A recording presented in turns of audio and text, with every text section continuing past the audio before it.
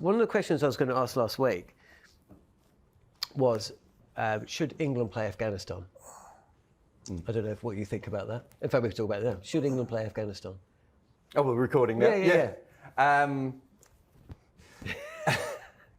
Friends of the show. It's a really complicated issue on many different ways. That's why I'm asking you. So if you think about it from the perspective of the ICC has told all the smaller boards that you need to have a women's team, you need to invest in your women's team, and that is part of getting ICC membership.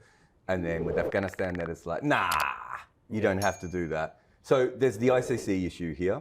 There are 20 Afghanistani women in Australia who fled from Australia, who could be supported by BCCI, ECB, Cricket Australia, but just the ICC itself. They could all pitch in, put money in, and actually help that team run.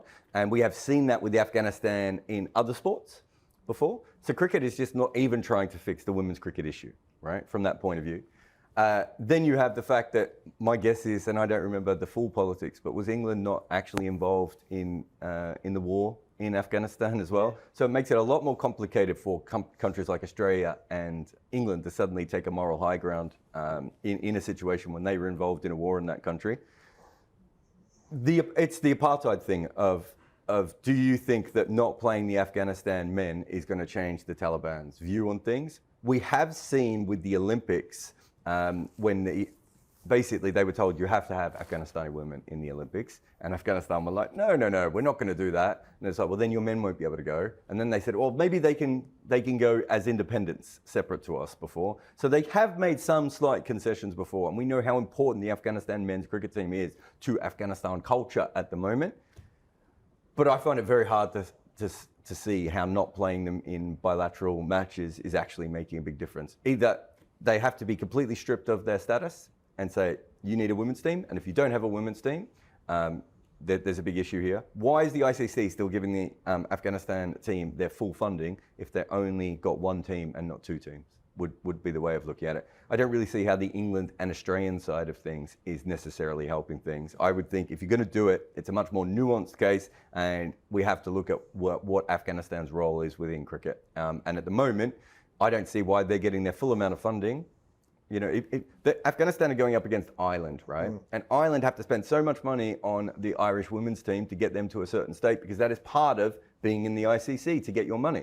And Afghanistan doesn't. So there's a cricket issue within all this as well. Before you get to the politics and the way that women have been treated in that country, and the fact that those women who played cricket in Afghanistan, and they never actually, I don't think they represented Afghanistan, I think they were just all in a training squad, but they had to flee the country for fear of persecution, right? There is money that is going to the Afghanistan men's team that could be going to an independent / Afghanistan women's team at the moment. I just don't see why not. You know, if you're going to play them at World Cups, maybe I'll look at this very differently to other people. I don't really get the whole idea of we'll play them at World Cups, but we won't play them anywhere else. It's like you either play them or you don't play them would be the way that I would go about it. So I think it's a bit hypocritical, but it's such a complex issue because what the Afghanistan men's team does for that country is, you know, it's given them a bunch of heroes that they haven't had before, right? And to take that away it's a very different situation to what was going on in South Africa. Is it right that England and Australia, actually, have England said they won't play Afghanistan? No. I don't think Australia so. Australia is the one who's Australia the only team that have said that they're not going to play Afghanistan. So is it right that Australia adopt this stance, but then they allow Afghanistani players to play in the Big Bash? Yeah, and this is where it gets all really murky, right? And this goes back to the thing I was saying before. I won't play them in a bilateral because that's an individual agreement between us and the Afghanistan Cricket Board. But we will play them in the World Cup because we want to qualify for the next tournament. All those sorts of things don't really make a lot of sense. You go to Australia, and Rashid Khan in Adelaide is huge. He's probably one of the most famous people in Adelaide, right? Like, it's his town at this stage, and he loves playing for the Adelaide Strikers. There's this incredible relationship with the city itself.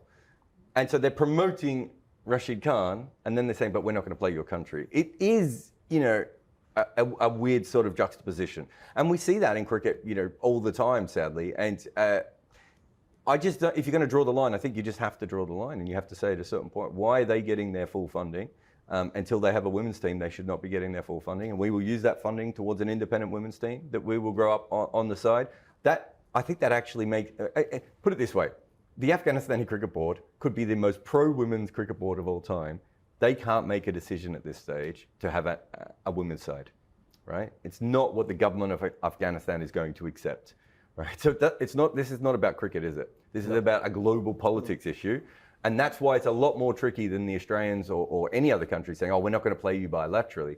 That's not going to change the government's view on women, right? The government's view on women is very entrenched at the moment in that sort of thing. But there are ways around it. As I said, there is money that the ICC have that is going to Afghanistan for men's and women's team, and they don't have a women's team. Take that money, and maybe we can do something on the side.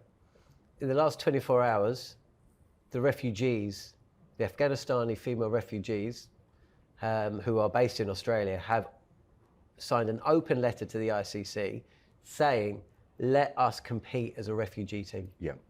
So there is a way forward here, but can you see the ICC essentially pivoting and diverting the money that goes to Afghanistan men's team or the Afghanistan Cricket Board and sending it to players in Australia? Yeah. And I suppose they don't have to be in Australia as well. They could be anyway. They just happen to move to Australia. I think there's a couple in Canada, I think, and maybe a couple in the UK as well. But the majority of them went to Australia. Look, I talked to someone from the Australian government about this. I did a big, long podcast about how confusing this issue is. And one of the things that we talked about was that the money could be diverted from the ICC because the ICC say you have to have a women's team. Okay, but you're not going to have a women's team. We're going to take the money that you should be using for women, and we're going to give it directly to these women to play. But it's confusing, right? Because they're no longer in Afghanistan. They're now all starting new lives.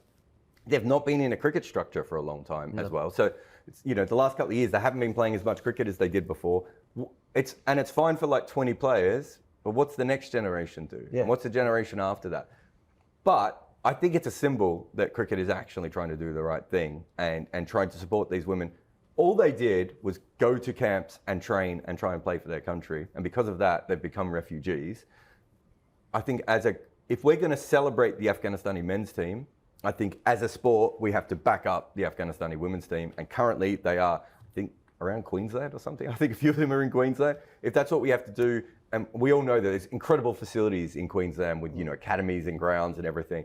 There must be a way to be able to support them with coaching and everything else and help them.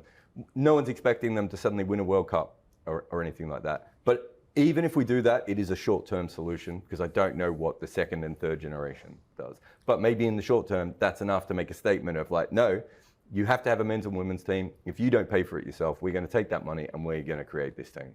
On AM, on DAB, via the talkSPORT app and on your smart speaker. talkSPORT.